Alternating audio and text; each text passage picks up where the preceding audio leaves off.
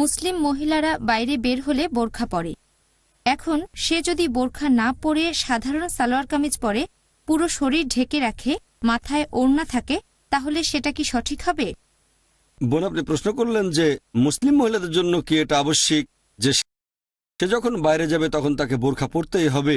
সে কি সালোয়ার কামিজের সাথে ওড়না পরতে পারে? বোন, এই বোরখা শব্দটা প্রচলিত শুধু এই ভারতে। আমাদের পবিত্র কোরআনের আয়াতে এটাকে বলা হয়েছে জিলবাব, একটা ওভারকোট। আল্লাহ পবিত্র কোরআনে বলেছেন সূরা আহজাব অধ্যায় 33 আয়াত নম্বর 59 যে হে নবী, তোমার স্ত্রী আর কন্যাদের বলো এবং মুমিন নারীদেরকে বলো বাইরে বের হলে তারা যেন চাদর দিয়ে শরীর ঢাকে। এটা হচ্ছে জিলবাব। এতে করে তাদেরকে চেনা যাবে আর তাদের উত্ত্যক্ত করা হবে না। সবচেয়ে ভালো যদি পরেন ওভারকোট, সেটাকে বলা যেতে পারে ওভারকোট, বলা যেতে পারে বোরখা বা এরকম কিছু। তবে আরবি শব্দটা জিলবাব। ওভারকোট বলা যেতে পারে একটা লম্বা কাপড় দিয়ে। এতে করে ইসলামিক শরিয়ার সবগুলো নিয়মকানুন মেনে চলা সম্ভব। যদি এরকম ওভারকোট পরেন তাহলে ইনশাআল্লাহ শরিয়ার নিয়মগুলো মেনে চলতে পারবেন, সহজ হবে। আর যদি পরেন সালোয়ার কামিজ, মাথায় ওড়না দিচ্ছেন, ওড়নাটা কত বড় সেটা যদি মাথা থেকে একেবারে পা পর্যন্ত আসে ভালো, তাহলে মনে হতে পারে যে এটা ওভারকোট।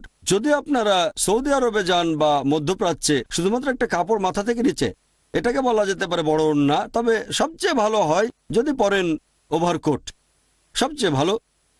যদি কোট পরতে না পারেন তাহলে একটা বড় কাপড় দিয়ে ঢাকবেন। তবে কমপক্ষে একটা ওভারকোট, এটা বেশিরভাগ বিশেষজ্ঞ বলেন, আমারও মত এটা যে এখানে কমপক্ষে একটা ওভারকোট লাগবে।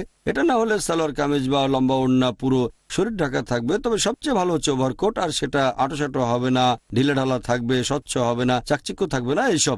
কোট সবচেয়ে ভালো। আর একজন মুসলিম মহিলা বাইরে গেলে তার ওভারকোট পরা উচিত। আশা করি উত্তরটা পেয়েছেন। ওয়া আখিরি দাওয়ানা আলহামদুলিল্লাহি রাব্বিল আলামিন।